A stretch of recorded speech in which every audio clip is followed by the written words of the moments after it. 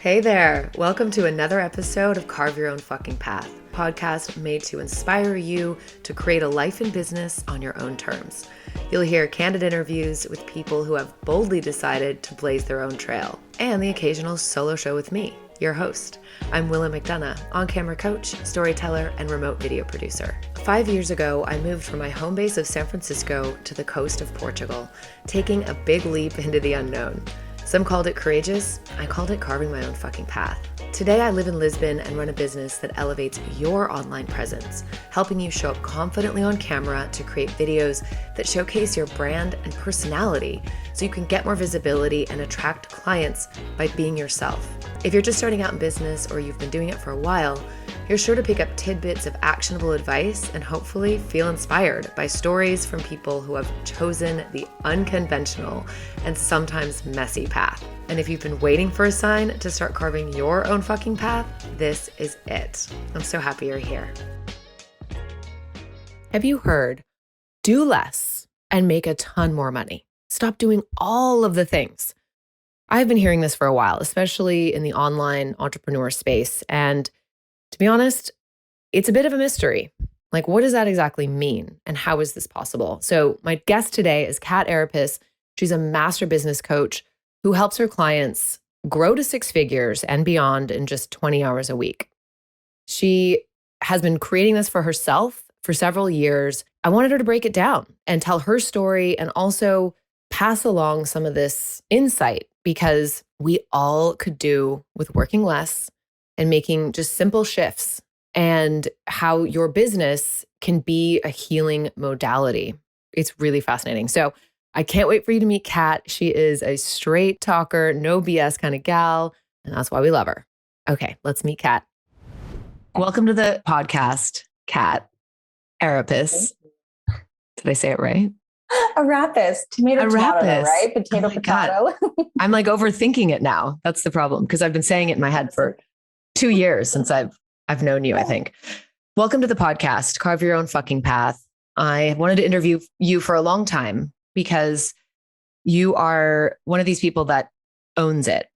You are, I know you online, and you have been showing up online for a long time. And I think, showing up in a way that is authentic AF is extremely difficult, and personally for me as well. So I think I've always looked to you as like, wow, this person is embodying what you are teaching. And I've just seen, you grow over the last couple of years. So this is the first time that I will be able to get your story and sort of, where were you before? Like, what path were you carving before? And from there, let's just dive into your backstory. I'm so curious.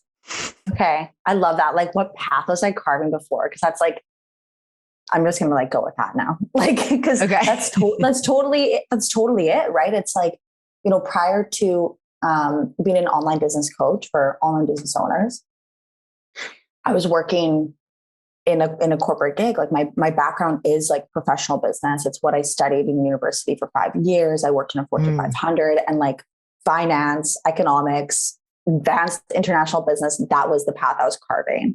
And so I always tell people this, like when they ask like why, because it's like, I'm shit at math. Is French allowed on this podcast? I'm assuming. And Italian and all the things. Okay. Like speak freely. Here right. I love it. Like I was saying, the titty cups and the swearing, it's perfect here. Yes. I have a cup that's an erect. Yeah. If you're like on audio and you can't see. Yeah. She's got a great mug. So where was I going? I'm also like pregnant. So pregnancy brain. It's like, where are we now? Yes. So mama to be as well. And how many weeks are you? 26. It's Wednesday today, right? Yeah. 26 weeks tomorrow. Yeah. Wow. I know. It's just like, that's like a whole other thing. Okay. So I don't have children. So the week thing I ask, and then I'm like, okay, does that mean you're halfway there? More than halfway. More than halfway. Yeah. More than halfway. Like 40 weeks is like right. Especially if it's your first one, you're pretty much like on the money on 40 weeks. Okay. Apparently, says the doctors. Right. Yeah. But that's like a whole other like path that I'm fucking carving, right? Like that's yeah. So that's like wild. That could be even another episode we can jam on. But yeah, so back let's rewind like basically a decade ago. So yeah, for me, like liberation and just literally carving my own fucking path has always been an innate thing of me. I've always kind of been like the black sheep. I've never, my friends always said this, like, I always knew that you'd never really stay here. Like, I'm from Saskatoon, Saskatchewan, Canada. They would always say like, you're probably not going to stay here. Like, there was just always this like vibe about me where it's like, I'm like world traveler, explorer, like all the cultures, all the history, like all the religions, like just really curious about the world. I've always been very curious. And so when I studied business, one, because I'm so fucking good at business. I'm an INTJ. It's not just business. I'm just great at strategy and just like, I can just like see holes, plug the holes, efficiency, simplicity, also like my zone of genius in business. So business is something I love. Money is something I love. It's easy for me. It's an innate gift. So I studied that, but I also was like, okay, if I want to check all these boxes in my life, world travel, making lots of money, making an impact, i.e. like making those like really high level visionary decisions and having that create a ripple effect. Back then, I thought the only way to do that was like have an executive role.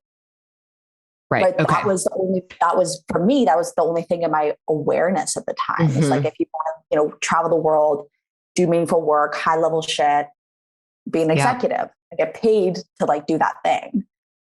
Right. Yeah. So you curious if you were modeling anyone like in your family. Did you have any pressure to be this executive? Like, where did that come from? I think for me, there was never pressure from my family. I like both my parents have great jobs and they love their jobs. I think that was, I even was just telling my partner, Danny, this, like, I think that was great that my parents love their jobs because there's so many people where they see their parents like literally hating their lives. Like my parents both loved their jobs and their jobs were great, but they weren't like world traveling jobs. Right. No. It was like, just like kids, traditional like family structure. Yeah, exactly. Right. But for me, I was always like, I was a little bit more, and maybe it's because my parents are immigrants and maybe there's that little bit inside me where I'm a little bit more exploratory than even my sisters. My sisters are pretty like, let's stay in Canada, do the traditional path carving. Okay. Right? And your parents are from, you said they're Greek. Okay. Yeah. My dad's from Greece. My mom's from Croatia. Okay. Did they meet? First generation Canadian. They met in the States. Oh, interesting. Got it. Yeah. So met in the States, moved to Canada, settled. And how much of that influence has been in your life? I think a lot, because I never really considered myself Canadian. It's a really weird thing. Like I always felt like I was neither Greek or Croatian. Like I was never that, but I was also never Canadian. I felt like this weird sort of in between because I wasn't raised like a standard Canadian. There's a lot of things that I wasn't allowed to do, very strict parenting, like all my other Canadian friends, like sleepovers and like very like lenient, relaxed parenting. And my parents were not like that. Very like old school European sort of vibe. Okay. Right. Versus like, interesting. Yeah. A lot of my friends, like they were, 6th generation, 8th generation Ukrainians living in the prairies of Canada. Right. Right. Yeah. Oh, that's crazy. I can't imagine just like such different influences and then growing up in such a neutral place like Canada, like the States. What about language? Were they speaking different languages at home, Greek or? Yeah. My dad, like my mom was like, not so much. My dad, like we were like in Greek school, Greek dancing since I was like basically able to walk. Yeah. Okay. Yeah. That's really cool. But from a young age, and I love like asking this because from a young age, did you feel like, okay, I may want this executive role or thing, but I'm going to do it differently. Like I don't fit in. Yeah, I think it was like, it wasn't my first job choice. As a kid, I don't even think you know what an executive, like you're kind of like, I'm going to be a scientist. Like that was a major thing for me. I was making like spitball machines out of Slurpee cups, like the 7-Eleven Slurpee cups. So I was always just, I guess, very curious and stuff like that and wanting to do creative work and put my genius somehow into something. And then as I got older and I understood what a business was and that how a business runs, like, even just like when you're 10 years old and stuff, you start to see that kind of stuff. Yeah. Okay. The curiosity, that's key, right? If you're not curious, it's like, then you kind of just let other people maybe decide for you, or just follow the prescribed path that I call it. Yeah. And so you went to university on this business track, and then you got into the corporate world. Yeah. Did that feel right to you? At the beginning, it felt right, but not necessarily. Like once I actually got in, then I started realizing all the red tape. Like it's kind of like you kind of have these like rose-colored glasses, right? Like again, like especially for me, like, yeah, I'm going to be this executive, and then I'm going to travel the world and get paid to do it, and like do really meaningful shit, and like make a big impact, and like make the high level visionary decisions and see it play out and whatever. And that is still true. Like, obviously there's people doing that, many people around the world, but it's like, it was only until I got into the Fortune 500 or just the corporate world where I was like, oh shit. So that's going to be like in 15, 20 years. Yeah. Like, it's not like, yes, people get promoted quickly and all the things, but it's like, even like in the first like year or two, I was literally doing that. I was like, it's a multinational. So you'd think that, especially with NAFTA, and this might be like the super business name, but it's like, especially with NAFTA and like all the things between Canada and America, you'd think it'd be real easy. It's a multinational, all of our like cute little agreements that we have between us countries. It's like, no, there's still a shit ton of red tape. Like it was almost impossible. Like it would just be so long for me to even just get to America. Yeah. I was like, okay. The reality set in. What impact did you want to make? I think for me, in the corporate gig that I was in, I wasn't necessarily thinking about changing lives. I think for me, it was more about changing my own life and just having my own fulfillment. Yeah. So for me, and like, that is like the impact, like me knowing that I hate how cliche this is, but like the zone of genius, but it's literally just, and I let's just like remove the whole zone of genius, because I actually do hate it. It's just like me, it is. It's just like, here's such a buzzword, but yeah, but it's like, here's my fucking innate gifts. And also it's like, this is stuff I'm really good at, stuff I enjoy, right? Stuff where I'm a natural this, and I can do it better than a lot of other people. And it's like, so for me, being able to do that work would bring me so much fulfillment. And it's like, also what I teach my clients, it's like, your selfishness is the most selfless thing you can do. Yeah. I love that. Like, yeah, like you reaching your fullest potential serves everybody else. You sound extremely confident. And again, you are. So where does that confidence come from? Experience? A lot of it comes from experience, but then a lot of it also, like, I mean, when I first started my coaching business, I had all the experience. I had all the client testimonials, like even working with some of the biggest companies here in Mexico. Because when I first, the transition from that path to this path that I'm currently on was like, it wasn't a pre-planned, like, I'm going to be an entrepreneur. It kind of, I stumbled into it, and here we are. But I had all the things. Like, I have I'm a business coach, and I have a business degree. I have a shit ton of testimonials, all the things, and I still lacked confidence. So even though I had the confidence, the belief, and that's why I teach. Yeah. Right. So it's like, and then a lot of my clients, like the people I work with, like they're so fucking good at what they do. Like, that's not the problem. Yeah. And the problem isn't that they don't have, and it's not that they don't have the information and the how. Like, a lot of them are like implementing, showing up in the business, doing the things. It's literally like that belief isn't locked in. Right. Yeah. Okay. And your belief was not locked in as well. So this is also something you struggled with. Walk us through that transition. You have the corporate gig, and then now you're an entrepreneur. So can you fill in the blanks? Yeah. And I'll do it at like a really high level, because it's a story, but I know, right? It always is a long story. Yeah. Yeah. Sip of coffee too. So long story short, I moved to Mexico, and just solo. Yeah. Solo. Yeah. I think it was like just over 4 years ago now. I've been living in Mexico. Okay. And I knew that I didn't want to be I knew that at the time the executive thing was still there. Right. But I knew I didn't want to be like in an office, driving to it. I was like, okay, like, because again, at this time, like, at least for me anyway, like 4 or 5 years ago, like online business for me wasn't, again, in my like awareness, right? Like for me, I was like, if you work online, you're a remote worker. Like you're not running an online business. Does that make sense? So I was like, same. I didn't know shit. Yeah.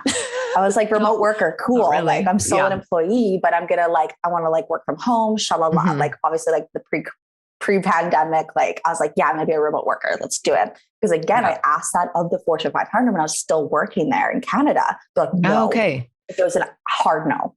Yeah, got it. Right? Of course, so not. Like, there's no trust, right? Yeah, exactly. And I'm like, this is like the worst. Cause I'm also like, I hate, I'm a very independent person. So like the fact that like, I have to like validate and prove, I'm just like, this is so annoying. I was like super annoyed. Yeah. So like, I was like, I love rules, but only when I fucking make them. You know what I mean? Like, oh yeah. Fellow rule breaker. Yeah, definitely. And so when you moved to Mexico, you were still working for that company, wanting to go remote, or did you just say, fuck it and just move? No. So I literally just like said, fuck it. And I moved to Mexico. So I was like, I had a little bit of savings and I was like, okay, I'm just going to like come to Mexico, live off of these savings and figure out. Cause it's like, I knew who I was. Like we kind of already talked about this in the podcast, right? Like I knew who I was. I know what I'm good at, but it's like, what am I really here to do? So I really started asking myself more like purpose driven questions. Like, is it really just about like this and, you know, like, what do I actually want to be doing for work and all these things? Yeah.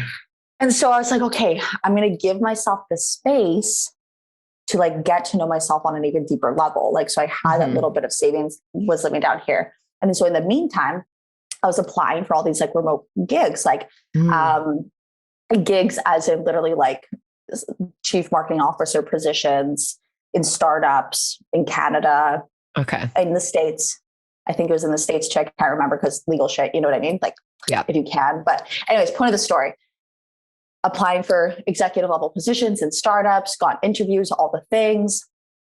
And nothing was really panning out, which was fine, right? That's why I always like tell people, I'm like, I am not one of those business coaches that's like, quit your job and prove to the universe. I'm like, do not fucking do that. That's the worst business advice I've ever heard in my life.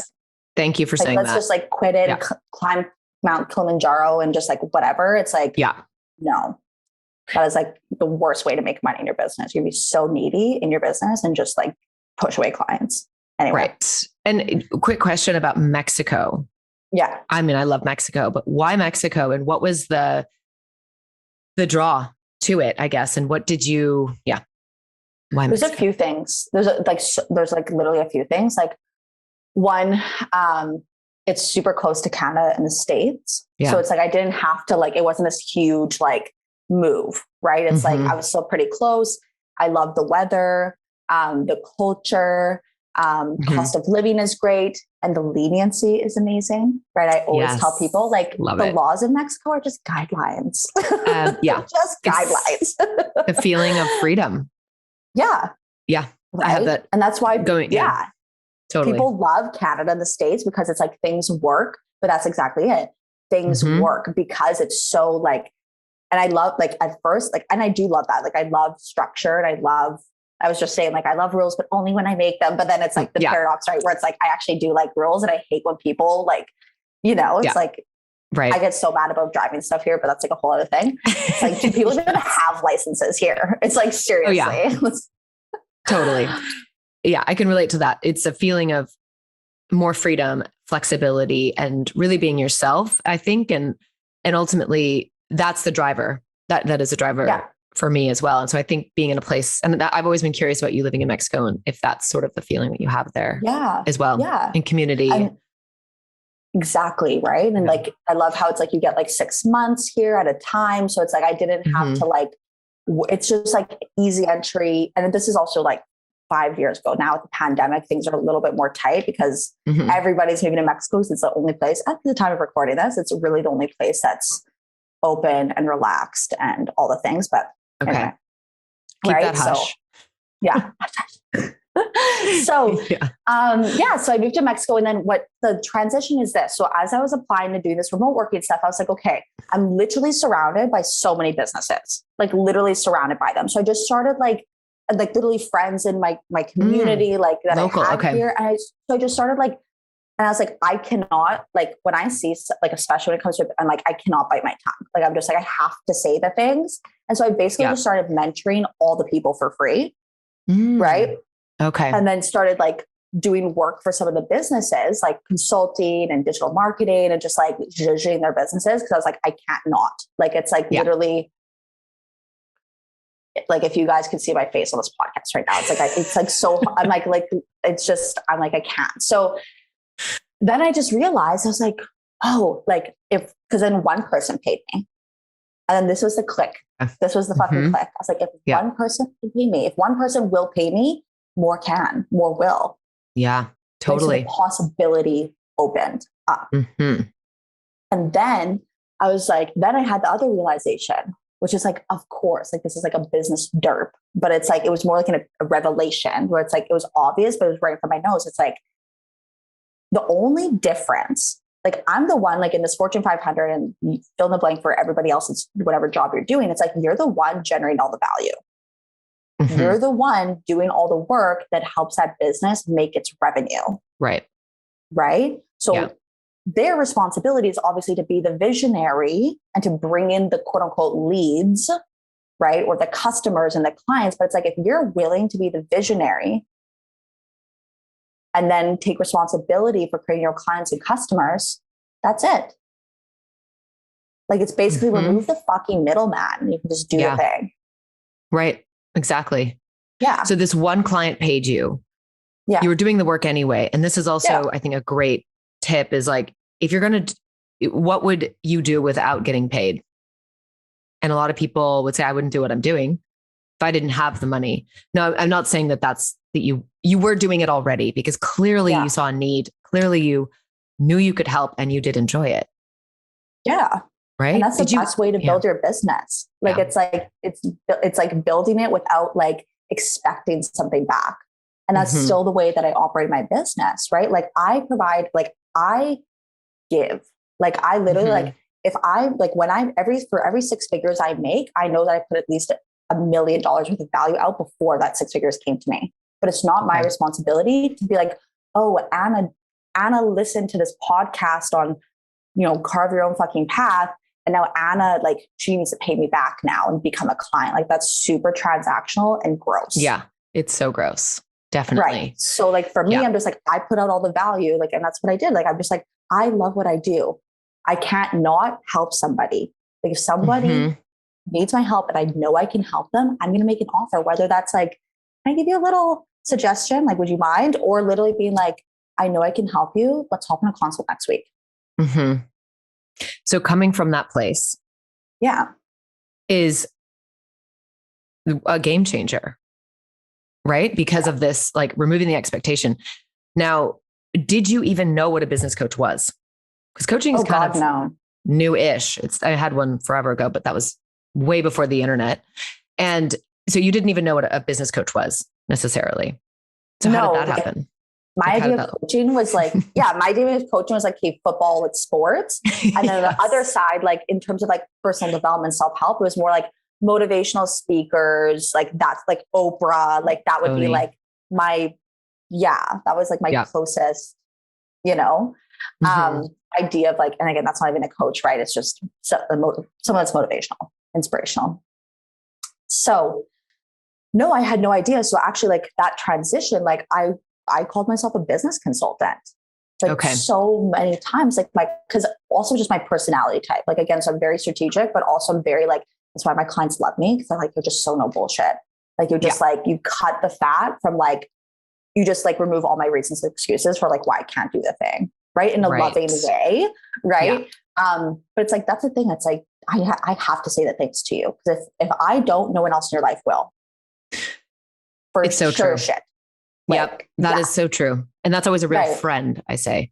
So, and then I'm just an expensive friend, not your coach. Right. Exactly.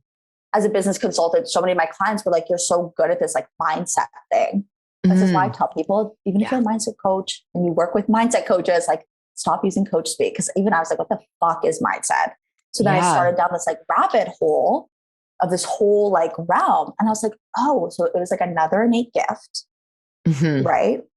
Okay. And so and then I just started like from excitement and from like wanting to deepen my toolbox. Then I got certified in coaching tools and all the way up to trainer level. Right. But it wasn't because it wasn't the permission slip for me to become a coach or create clients. Like that was already the thing. I was just like, ooh, this is easy. Got it. So you had these skills, let's say mindset, subconscious mind, especially, and really going deeper, but you didn't know what mindset coaching was. That wasn't a buzzword or something you knew. Okay. No. Yeah. Because it's thrown around so much now. And I feel like, yes, it's a big, important piece to it all, but who's really, again, embodying it? And I think you do walk the talk the walk. Both. One of those. Yeah. Both. Yes. And so personal branding, because you live in Mexico. A lot of your photos, you're in nature, in a bikini, in the ocean, like all of that. So how much of that do you think is important to building your brand? And was that a strategic move, or did it just naturally happen? So branding is important, but not like, you don't need to worry about that shit until you've made at least like 6 figures in your business. Like you can make 6 figures. Like that's what I'm saying. Like it depends who I'm talking to. I'm talking to an entrepreneur who hasn't made their first 6 figures yet. We can do it sloppy in a simple way, like simple and effective way, draw you a straight line to the 100K. Like branding isn't part of that. Copy isn't part of that. A podcast isn't part of that. Your messaging isn't part of that. Your niche isn't part of that. Right? So I'm not anti-website, all the stuff, right? But I'm just saying like, you have to know what your number one priority is and then only do those things that are essential to that. Like remove everything fucking else. Like literally carve the path there. Right. So your messaging is all about simplify to scale and also like get hit your first 10K in 20 hours or less. Yeah. So that's a bit of your messaging. How did you arrive at these exact numbers? For me, it's because of what I've experienced in my life. Right. So kind of like even what I was alluding to on this podcast, it's like a lot of this was my innate gifts. Like I've always been like the efficient way, the simple way, the effective way. I don't like exactly. That's the whole reason also why I didn't stay in corporate. I was like, this is the most inefficient way for me to check all the boxes in my life. Like I refuse to do 15. Like it does not need to be like that. Yeah, totally. Right. So but again. Okay. So cut the fluff, cut the bullshit, like just focus on the priorities. And how does someone figure out what that priority is? I love that question. So in order to figure out like what your priority is, like obviously you need to know where you are and where you're going, right? Because the priorities that you work on is that bridge to that, right? So that's like, I was even talking with one of my clients yesterday. She's like, she's so close to 10K months. And she was just talking about like how she's like, oh, like I'm like so close, but I still haven't done it. So part of me like lacks that belief that I'm going to be able to do it. And I was just quite getting curious. That's why I say curiosity is literally like to make you so much fucking money. But it's like, I was just curious. I was like, well, why? And she's like, well, I've been like, because I've done so many things. I've tried so many things. And I was like, that's exactly it. You know, so many ways. It's twofold. You know, all the ways you want to make 10K, but that's also the reason why you haven't made 10K, because you've literally changed your coach every 6 months, or like, what I mean? Like you're just changing your coach every 6 months, or it's like you put out a new offer every fucking month. And it's like, that's why you're doing too many things. And that's not what's required to 10K. It's actually less. You want to make 10K, you need to peel back. You need to peel back. It's so counterintuitive. It is so counterintuitive. And this was something that you knew already. Not like initially, right? That was not like, otherwise I would have hit 10K months. And I did hit 10K months pretty quick, but it's because I had that realization in the first year of my business. Because that first year of my business, I was doing all the things and spinning out in mind drama, overthinking things, overcomplicating things, overanalyzing. And then my behaviors were exactly that, like changing things all the time instead of changing my level of thinking. Like a new way of being needs to be brought to the table. Right. This is so huge. Again, so simple. Okay. So my thing with the coaching industry is it's so much around money. Yeah. And you talk about 10K months or 20K, so there is this focus around money. What does that mean for you? What does 10K mean? So I love that you asked that too, because I think I wrote an email or something about this like a little while ago. But 10K months it's amazing because it's like you hit this place in your life and your business where it's like, it's well beyond need. You don't need to hit 10K months. I always tell people, I'm like, that's overflow money. Unless you're living in San Francisco. Right. Like, okay, like it depends who you fucking are. Yes. Like, for majority of people, right? Because let's think about this. It's true. The average American salary is literally what, $50,000, $60,000. The same thing is true with the average self-employed business owner. Is it? Okay. Yeah. Right. Makes sense.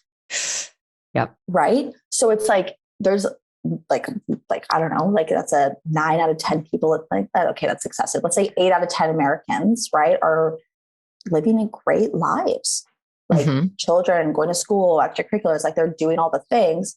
I mean, this isn't a money management conversation, right? Like, I don't know what's going on behind the scenes for them, but the point, people are living their lives, right? Like they're sufficient. There's enoughness, right? They're not living paycheck to paycheck. And am I going to keep the lights on next week? And that's often that's like, so when you hit 10K months, it's like, now you're able to do so much more in your life than ever before.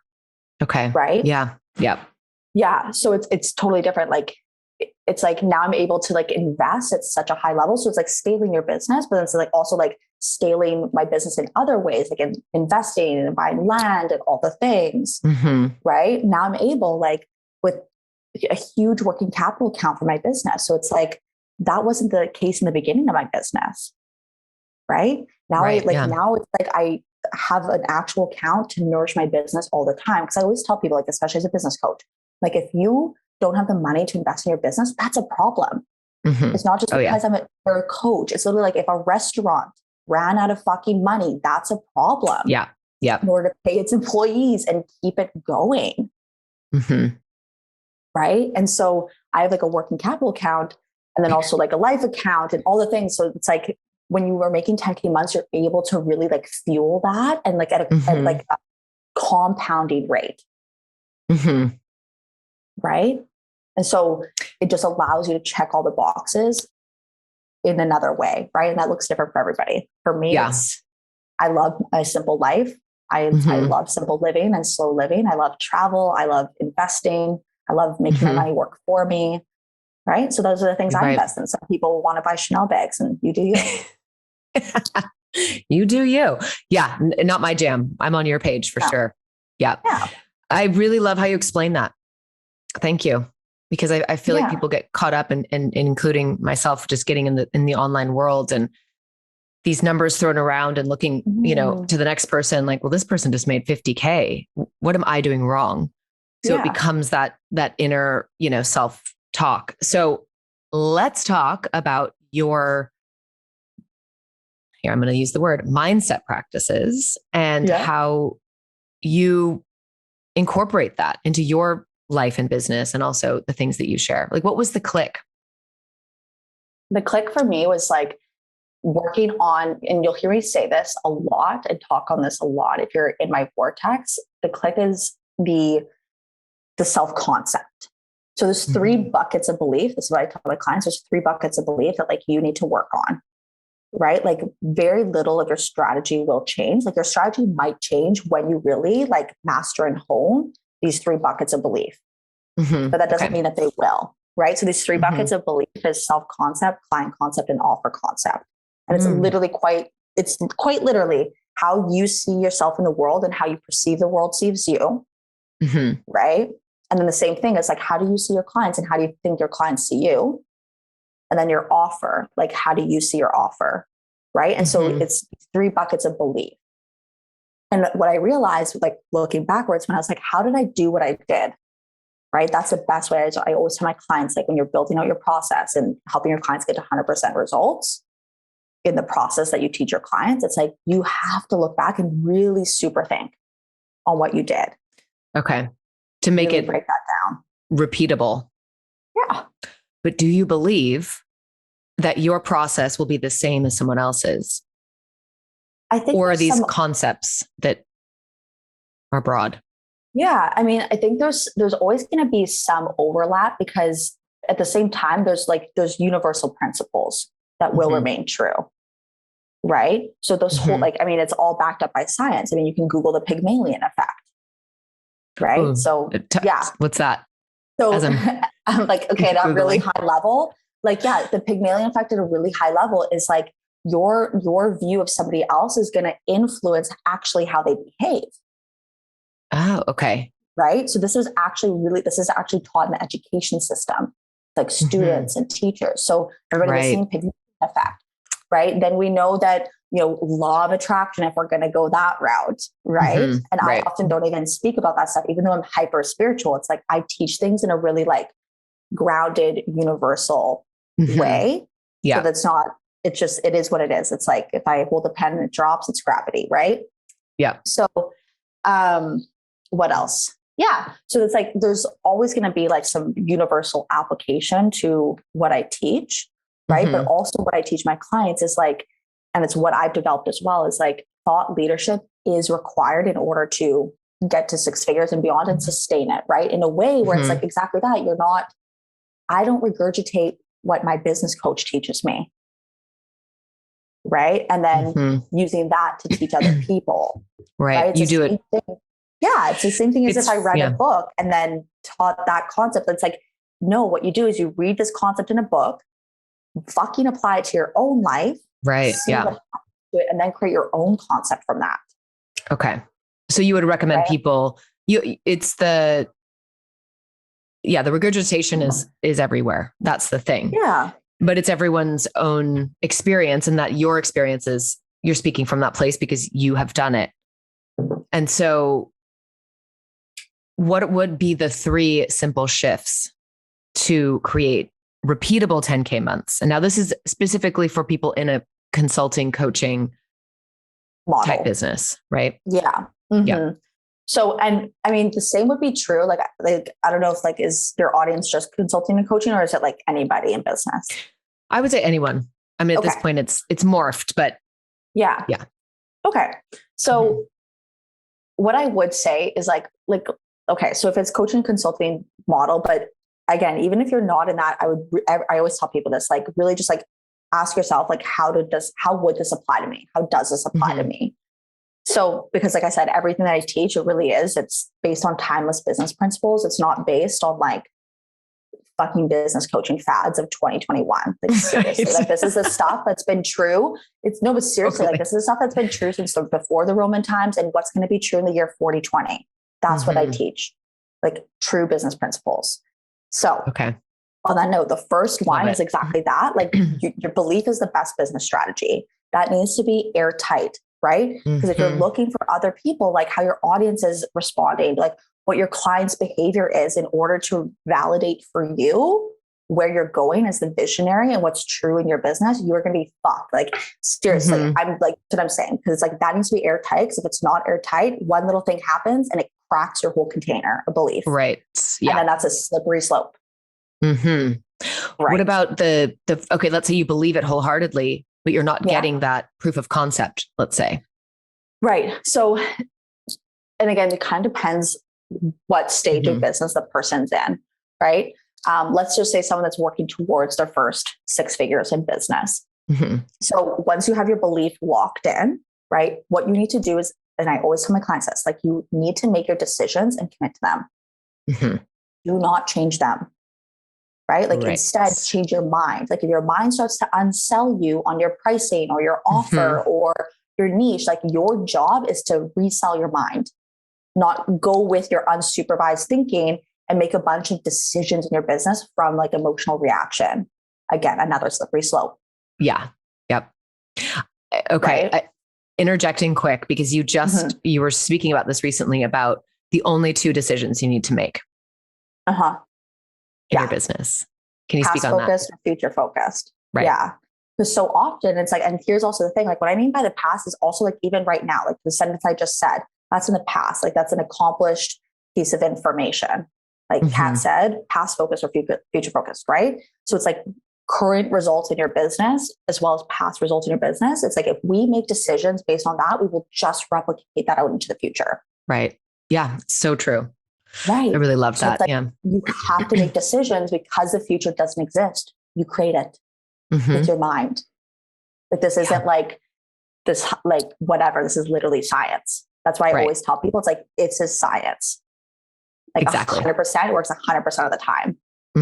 Right. So like, I always say that because it's like, for my people, it's like, it's good to like, you can lean back in that. Oh, okay. It's not just some fucking shit cat's pulling out of her asshole. It's like, no, it's like, it's literally been, proven. It's just been branded, I think, different. And the woo, which I love woo, but it's been, put into this category. But again, it's so much, it's just the universal laws. Yeah. And it's also because it's taught by people that aren't like necessarily embodying it. Right. So it's like when you create your own results and you repeat it over and over again, that's also science. Right. Like a scientist will run an experiment. They don't just run it once. They run it again and again and again. And then it gets peer reviewed. Right. So it's like, that's exactly like what I was talking about before when it comes to like your process. And you don't just like, yes, you can teach something if you've done it once, but the best thing would be like if you've done it multiple times.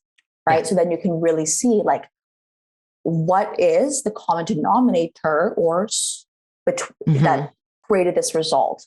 And then how can I like package this in a way where it helps my clients do it even faster than I did? Because I'm looking backwards at it now. Right. With a different lens.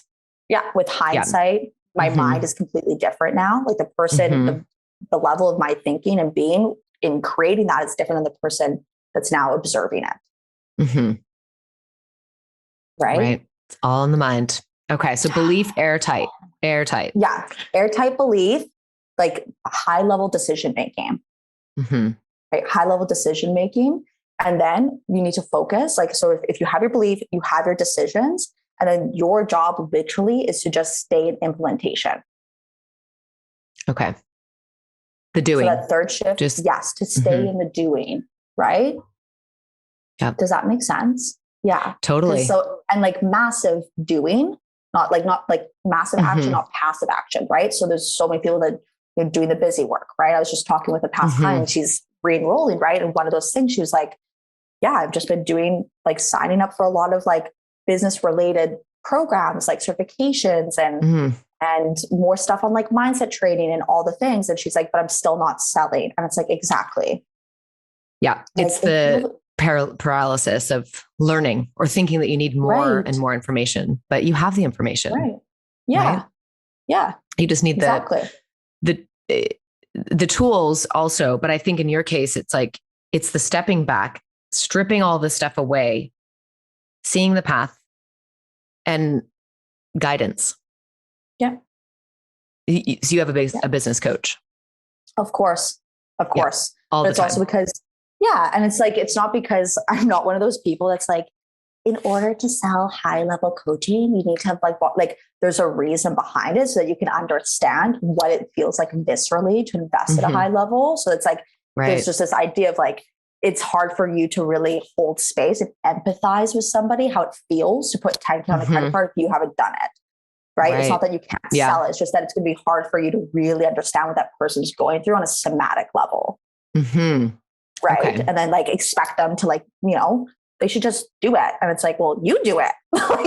Right. Like, okay. But really what I always tell people, like, if it's like, let's say, it's not about whether you're investing in a one-on-one coach or a mastermind, whatever the fuck it is. It's like, you just want to know your reasons for why. Like, why wouldn't you want a one-on-one coach? That's the curious space I would go to. Like, why wouldn't you? It's not about investing or not investing. It's like, why wouldn't you? Yeah. It's a luxury. That's the curious space. In that but it's investing. Yeah. Yeah. It depends how you see it. Right. Like I value coaching so much where it's like, I put it above and beyond everything else. Like I understand the value of coaching so deeply. It's like, I was just telling you about like investing in land and all that stuff. Right. So I understand the ROI of it. So the reason why someone doesn't necessarily value coach at the highest level is because they don't understand the ROI, but that's also the seller's responsibility in communicating that. Mm-hmm. That's true. Yes. And okay. Right. What are you So offering? Yeah. yeah. So you're offering one-on-one coaching for people. Ultimately, that would be your main. Yeah. So what I offer. teach my clients is take one offer to 10K first. So I'm not like one offer for the rest of your life until you die. It's like you have to learn how to sell the fuck out of one offer before you add another offer. Because it's like that learning how to work with one offer allows you to develop the skill sets that are necessary. Right. There's the beliefs, the mindsets, and then there's the skill sets. Like honest conversation, right? So if you're having a new offer every month, you are not honing this necessary skill sets, period. Right. Yep. It's the shiny object. Right. Thing. So let's go back to decisions, right? Decide on the one offer. It's going to take you to 10K consistent months. So I would say at least 3 months in a row. Then you can say it's consistent, right? Exactly like I was saying, repeatable results. Okay. Right. And so that we're not getting like, I'm not consistent. It's like you can have 10K, but 3 will make it consistent. So once you take one offer to 10K, then add another. So one-on-one coaching, yes, but then I also have my group coaching program. Oh my program. God, okay. Group coaching and program at the same time. Yeah. It's a blend. Yeah. And okay. So lifestyle wise, you are working 20 hours per week? Yeah. Roughly. Typically less. Really? Okay. And how is that? How did you arrive at that? Was that also on your goal? Was to really like maximize, but decrease the hours? Yeah, because again, kind of do meaningful work in the world. Like I want to bring my genius to the world. Like I know what I do really helps people, right? And not just on a money level. It's not just financial liberation, right? It's like I literally liberate my clients mentally and emotionally and spiritually, right? I give them their mind back. I teach them how to take their emotions back, right? Instead of having fear at the wheel of their business, you are at the wheel of your business. Fear can just like sit in the back seat and chill, right? Yeah. All those things. So, because I always tell my clients, like, if you want financial liberation, like you actually need to do like mental and emotional liberation. That's like the only way to be financially liberated, right? It's like your business is a healing modality. Like it sure as shit is. Like if you allow it to be, and if you don't allow it to be, that's why you quit. Because it's too much. It's like, because it's like you can't take the heat of the healing modality. Because all your stuff comes up, right? I mean, everything. I had no idea what was I was in store. And that's the thing is, but what about, what about people that have businesses? I mean, you can't probably answer this, but no one could, but it's like, it's not an extension of who they are. It's a shop on the corner and they, have a convenience store. Yeah. That's also why they make the same amount as people that are employees. They literally have the same mindset and so they make the same amount. Okay. Right. People like whatever, they just, it's their belief. Like literally, we could literally have a whole other episode on that and like dive into like what would be some common beliefs of, the person that's running a restaurant, right? Maybe this is really hard. It's so expensive. I don't know, whatever it is. Like we could just play around with it, but yeah. And then they would, again, it's the same thing. That's what I'm saying. Not just coaches, right? And they're going to make decisions based on emotions, unsupervised emotions and thinking. It requires grit, just like any other business, right? And some people can't take the heat, and some people walk through the fire, literally the fire walk. That's what your business is. Right. I love when you say unsupervised thoughts. It's like, yeah. Ask me I always say that. It's the Wild West in there. Yeah. Literally.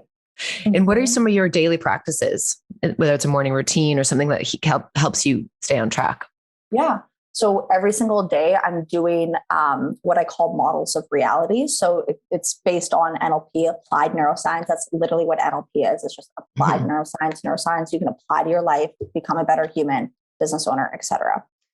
So what I do is I do like a morning self-coaching practice, right? Again, like that's how much I value coaching. It's like I coach myself every single day, right? I'm very clear on like what's happening unconsciously in my reality. If I have this certain set of thinking and I'm feeling this type of way, this is probably how I'm going to show up and the results I'm going to create.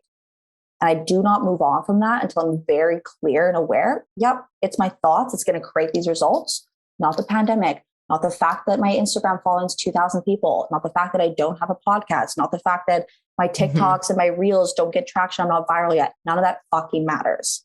Okay. Yep. Right. And it's not because my people aren't ready to buy. It's like, no, your thoughts are the thing that's driving your entire reality and the results you're creating. And like, there's no point in you doing any type of work. And you're like, when it comes to energy work or self-coaching or mindset work, like if you do not step away from that work as a different person, it doesn't mean 180-degree shift, right? But just literally having that awareness that I'm 100% responsible for the way this day is going to go and the results I'm creating. And it doesn't mean you hit your goal the first time. Like, to be clear, like we need to normalize the fact that like it's normal to not hit your goal the first time, even the 7th time. Right. Totally normal. So I'm not saying that I'm just literally saying like, it's exactly that. Like you need to make those 1-degree shifts into creating the result. And the only way you can do that is if you're aware that your thoughts are the reason that the gap still exists. Total ownership. Yeah. Of everything. You can't do that if you're like, you do your energy work, your self-coaching, and you're like still blaming everything else. Yeah. Right. Yeah. It's huge. Right? It's like putting the responsibility within your own hands. And I think that's why entrepreneurs do what they do. I mean, we create businesses for that, but it is so scary at the same time, because to take ownership is to be aware. Yeah. Because responsibility as a state in your body doesn't feel good. Like literally, like people are just like, I need lovey-dovey emotions to be running my business. No, you fucking don't. You need to be in a state of responsibility. And guess what? That does not always feel good. If there's parents listening to this, they're probably nodding along. Yes. Right. I was going to say, sometimes I don't want to. Yeah. You don't want to. That's totally fine. There's so many things you don't want to do in your life, but there's a responsibility of making sure your rent is paid, making sure your bills are paid on time, making sure your credit card, whatever the fuck it is that you're responsible for in your life, like your dog. Like, yeah, you might not want to take your dog out for a walk, but if you don't do the next 5 minutes, he's going to take a shit in your kitchen. Yes, exactly. Right? Yeah, so, you got to do it. Courage isn't a really fuzzy emotion, but sometimes it serves you. Right. So that's why I'm like, I'm just like, there's a lot of people teaching a lot of things and it takes people off track. It's like, you do not need high types, you need useful emotions. Right. I love this, because the other thing I see a lot is do what feels good constantly. And I'm like, well, this doesn't feel good. This feels like, this feels shitty. And all of that. So then it becomes, okay, this isn't right for me then. It doesn't feel good. Yeah. Yeah. No, I always tell people, like, I promise you, I coach you at a deep master level. I will never tell you, do what you're inspired to do. Like, what's like the most exciting thing for you to do? Like excitement, like for example, like the state of excited, you probably don't want to be selling in an excited state. Right. Think about it. Literally think about it. Like if you and I were on a console right now and I was like, oh my God, I'm so excited. Like it's just the energy is actually too high. You need to be leaned back, create comfort and safety and create that like steadiness in a sales conversation. Doesn't mean that excitement's not a good emotion. Just might not be useful based on the context. That's what matters. There's no such thing as a better or best emotion or thought or belief. It's like, what's useful for this result? Straight line. Right. Okay. And in your case, are you upping your goals constantly? Is this something you're checking in with and going, okay, I'm just going to keep leveling up? Yeah. So to like tail off like the whole like self-coaching practice, it's like I get really clear on like the unconscious and then I redirect to the conscious. And so my goal remains the same. I do not change it, even if it takes me 2 years to hit the goal. This is where most people, again, because I decided, right, going back to that second step, so many people are like, well, I didn't hit 10K months the first time or the second time or the third time. I guess I'll just settle. Guess it's not meant for me. Blah, blah, blah. So again, they fucked up that second step. Right? Like, no, the decision doesn't change. Right? If you change the decision from that emotion of, lack or inadequacy or whatever, you stepped out of that high level decision and now you made a low level decision. You will then implement it at a low level and you'll create low level results. Yeah. Boom. Like you literally made a decision based on like inadequacy. Like what kind of results do you think you're going to create? Like, it's like, I always tell people like, that's what it's like 2+2=4. It's like just common sense. It has nothing to do with like spirituality and all the things. It's like, again, I'm very fucking spiritual. And that's why I very rarely talk about it. Cause I'm just like, it has everything to do with it. Like, but that's because like, exactly, you operating as a very spiritual divine being. Like you thinking the highest level of yourself, thinking the highest level of your clients, of your community, of your messaging, of your offer. That's where the spirituality comes in. That's where your divinity comes in. Right? Your decisions coming from a divine level, not from the low level of I'm a piece of shit and I'm never going to hit 10K months. Yeah. So is this something you combat with people on a regular basis? Oh, is this low like level? 90% of the work. 90% of the work. Your brain will always, because think about this in like relationships or your health and fitness goals. Your brain will always want to uncommit. Always. Totally normal. That's why I always tell my clients, like, this is 100% normal. It's part of the process. Nothing has gone wrong. And what do we know we need to do? When the brain does this, what do you know is your next step? Oh, I love this. I like my group coaching clients. Like, they're like, remember Kat says, right? Like, they're like self-coaching each other. I love it. And it's cute. Like, remember, it's the greatest, right? Because they're just like super high level. And they're like, remember Kat says, like, the brain will always want to uncommit. So your job is just to resell it on the decision. Like, whether it's the macro decision of a goal or the micro decision of like who your best fit client is and only speaking to them. Like, where did you uncommit to that? On a really subtle way. Your brain is so sneaky. It is clever. It is so sneaky. That's why you need to be on top of it before you get into your day, before you do work. Checking in, slowing your brain down. I always tell my clients, you need to slow your brain down. Yeah.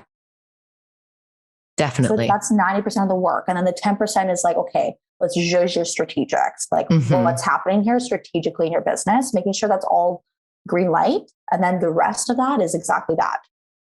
All the mind stuff, like, yes, belief, but also exactly that. The mind doing what the mind does, brain will brain. Right. Like, your belief you check, but your brain will still be a brain. Right. Yep. I love how you say judge. Yeah. Judge. And the mindset work, I can't think of another word to use, but it's crazy how it's not taught to us. I mean, this is stuff we don't know at all. So we have to then learn or never learn, but it's a constant practice. I mean, I just feel like it's a lifelong practice. And once you have that awareness, then things start to shift a bit, but it's constant. I mean, I don't feel like there's one day you wake up and everything has shifted. Yeah. And that's the thing. People use mindset work or self-coaching because, again, self-coaching is different than mindset work. Like, mindset is just like, really staying in a state of perception that's useful. Right. Yeah. So, but self-coaching is different, right? It's like literally like making the changes on like a neurological and cellular level. But the idea here is that so often folks that are in personal development, again, you don't have to be a coach or a consultant. I have plenty of clients before I worked specifically with like online business owners. A lot of people that are, again, like the business owners that are making well beyond an employee. Why do you think? Because they prioritize, they understand the value, like that their mind is their number one asset. When they upgrade that, everything else upgrades. That's the only thing that they need to be changing. Right. Yeah. And so, what was the question again? I was so there with you. I'm like, yeah. I know. Pregnancy brain. But it's this idea where we use it as a weapon against ourselves. Like, I'm going to use this like inner child healing to like get out of this or to get into this. Like, I just need to do more coaching so I can get into that result. And we literally use it as a way of escapism of the here and now and being okay. Like, we think that there is better than here, basically. Right. And I need to understand why and where this belief came from. Like, if that serves you, go for it. I don't need to know what happened to me when I was 5.5 years old. And that's why, like, the why doesn't fucking matter. It's so true. It doesn't matter. Like, it's the same thing as like, I'll raise my hand, like sexual abuse and all this stuff. Right. But it's like, literally, yes, that happened to me. Right. And what am I going to do about it now? Right. And this is after, of course, allowing yourself to and I'm saying this with the most love, right? Because, again, victimhood, there is a useful time for it, right? When you need to allow yourself to be in a victim state, to tell your story, to process. And then there comes a point where it's not useful anymore. Yeah. Right. Yes. Yeah. So I love the useful part, because so many, it's like, it's really, it feels very clear cut the way that you're describing it. I like that. Yeah. And I was literally just even telling a client yesterday with this whole idea of like, getting from, fully booked and then to waitlisted and generating more demand than you have supply. Right. And I'm like, when you're filling up your wait list, when you're filling up your practice, one of the beliefs that will serve you the best, right, is that people are ready to buy now. People want this now. But then once you're fully booked, right, and then your brain's gonna be like, but people won't want to wait. People won't want to wait. Exactly. So now the belief that you had before that people are ready now might not serve you to building the wait list. People want to wait. People will wait as long as they need to work with me. Blah, blah, blah, blah, blah. So you see, it's just about usefulness. It's not like, oh my God, this is the holy grail thought. Yeah, exactly. And know that it's always going to be a bit of a shift, meaning that it's going to come in no matter what. And so in your case, now you've been doing this 4 or 5 years. What at this point are you most proud of? Oh my gosh. Oh my God, that's such a loaded question. You know what? I think it's not loaded. The thing that immediately comes to mind is literally who I become. Like I've never been, it's nothing to do with the money. It's like, I mean, the money's part of it. So I'm not going to sit here and say it's not. We live in a 3D world and money is important, but it's really who I become. I'm so proud of everything has changed in my life because of the work that I've done to my level of being and my level, like my state of mind and my state of being. It's like my relationships. Like I was literally on the phone with my mom the other day and I was like, literally mom, like she knows shit all about like life coaching, right? But if you were to know like the wheel of life, like, you know, like all the realms of life, it's like, I literally am like, they're all a 10 out of 10. And here's the thing, when you get to a 10 out of 10, more 10 out of 10s open up, right? So there's like, exactly to answer your previous question, right? It's like, yes, the goals, not because it's for more and more and more, that used to be me. Like that used to be me. I would make goals responsible. I would delegate responsibility to a certain goal or a certain milestone in order for me to have my core need met of feeling successful, feeling worthy, all the things. Got it. It's for the validation. Right? Yeah. Okay. Right? Yeah. If I hit that goal, I'm going to make this fucking arbitrary goal that I pulled out of my butthole. Literally responsible for making me feel like a successful person. Like it's wild, right? So yeah, it's just that like every single area of my life is like incredible, right? And it's because like it's the emotional wealth. That's what I'm most proud of. The emotional wealth. And then literally the financial wealth, the clients, it's all just cherries on top. And it's all connected, right? I feel like in life coaching, for example, you look at the wheel of life and it's one section's work, relationships, romantic love. And then it's like, isn't it all together? Isn't it one? And someone said recently, like, well, money and love are related. And that I did not ever think of before. So again, the emotional wealth from that, it's like everything. It's the magnet, right? The energy that creates more of that energy attracts it to you. Right. Okay. Exactly. Well, that's kind of the end all be all, I would say. So I know the answer to this next question. What are you most looking forward to? Oh, well, the little guy that's on his way, just like a couple months away. So exciting. I'm just like, exactly. And even, going back to that, it's like, I'm so thankful that like my business is where it is. And like the fact that I get to take 2 months off, and I mean, I could take more, but I'm like, I was even like struggling with that. I'm like, do I have to take that? Like, I'm like, I love my business. So I'm just like, do I have to? Like, I'm like it only takes a couple hours a day. Like, do I really need to take off work? I'm like do I really need to like take off? I'm like, I work from home. The little guy's going to be here. I work like 2 hours. I'm like, is it really like, do I need to? Like, it was very interesting. Wow. Like, that's a whole episode on like how I did mat leave and all the things. But yeah, so I'm most excited about little baby Tom, the new path that I'm going to be carving as a mother. Did you always want to be a mother? Well, that's an interesting question. So yes, I've always wanted to be a mother, but it wasn't something like, I know women where, I think it's all good, right? It's just people have different priority goals. It's like, I know someone where they're like, their number one goal in life is to like have a kid and all the things. Right. And for me, it's like, yeah, I would love that, but it was never like something I white knuckled. If it happens, it happens. Amazing, right person, all the things. Sure, why not?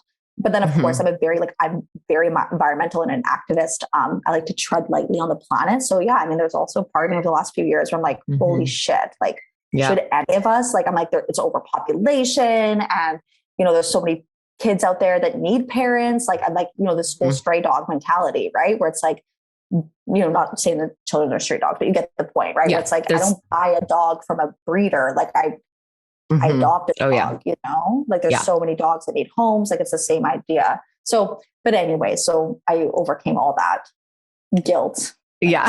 Environmentalist guilt. Yeah. Wow. It's so exciting. And was it planned?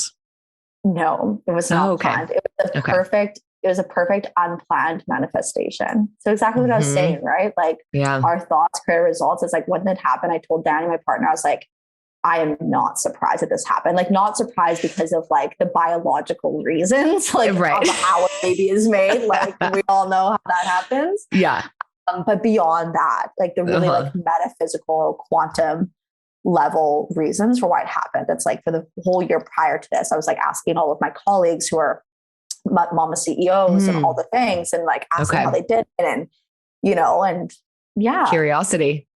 There you go. Yeah. Put it out to the universe. So here it is. Here it is. That's so exciting. And when is your due date? February 24th. Oh, wow. Okay. So how can people find you and soak up all of your juicy energy and knowledge? And I'm like, you want to binge if you want to be in the vortex? I'm like, I'm always like, binge my Instagram. So they can find me at Kat Arapis, so like the Instagram handle, Kat Arapis, KATARAPIS. And that's the exact same thing as my website as well. But the website literally just takes you to offers or to sign up to my email list or my Facebook group. Yeah. There's some links. Yes. You're out there and you have a lot of lives. And I just, again, want to acknowledge you for how you show up. Thank you. Because that's good. It's everything, and once you do that, then things start to kind of, go from there. And that's something I help people with as well as, with their on camera presence and really putting themselves out there, because that can be a very scary thing. So thank you so much for sharing your story and diving in and sharing, some of your simple, I was going to say tips, but they're much deeper than that. It's like, they're just truths. I'm just like, exactly. Yeah, I'm sorry. It's like, exactly. Like, it's like trying to outrun gravity. I'm like, this is it. Like, that is it. And it's so simple. It's ridiculously simple. Right. It's the application. Yeah. Yeah, exactly. Sticking with it, make a decision and stick with it. You're inspiring me on so many levels. Thanks. So thank you so much. You're so welcome. Thanks for having me. I'm so glad it finally happened. That brings us to the end of this episode. Thank you so much for being here. If you enjoy the show, please rate and review on Apple Podcasts. It makes a big difference for visibility. And even better, share this episode with a friend. And don't forget to subscribe so you never miss an episode every other Wednesday. If you're interested in working together to elevate your online presence, I'd love to hear from you. Reach out to me on Instagram at whereiswillow.